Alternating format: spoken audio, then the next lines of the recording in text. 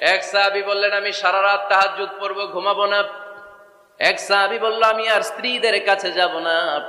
আরেক সাহাবী বলল, সারা বছর আমি রোজা রাখবো, আমি কোনোদিন রোজা ভাঙবো না। আল্লাহ রাসূল সাল্লাল্লাহু আলাইহি ওয়াসাল্লাম রেগে গেলেন, কারণ আল্লাহ রাসূল সাল্লাল্লাহু আলাইহি ওয়াসাল্লাম কি এগুলো শিখাইছেন আমাদেরকে? সারা রাত তাহাজ্জুদ এগুলো শিখাইছে? সারা বছর রোজা শিখাইছে?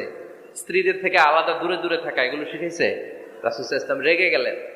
দেখেন what a check and balance, Islam কতটা ভারসাম্যপূর্ণ জীবন ব্যবস্থা। আল্লাহ রাসূল সাল্লাল্লাহু আলাইহি ওয়াসাল্লাম ডেকে বলেন, কার এত সাহস যে বলেছে সারা রাত তাহাজ্জুদ পড়বে? কই, আমি নবী তো সারা রাত তাহাজ্জুদ পড়ি না। আমি নবী তো তাহাজ্জুদ পড়ি আবার ঘুমাই। তা আমি ঘুমাইয়া আল্লাহর এত বড় প্রিয় বান্দা হতে পারি, তোমার সমস্যা কোথায়? আমি নবী হয়ে 11 জন স্ত্রীর সাথে মেলামেশা করতে পারি, তোমার মিশতে সমস্যা কোথায়? আমি নবী রোজা রাখি, আবার মাঝে মাঝে রোজা রাখি না, দিনের বেলা খাই, এভাবে মানতে তোমার সমস্যা কোথায়? ইন্নী লা আখশাকুম লিল্লাহ।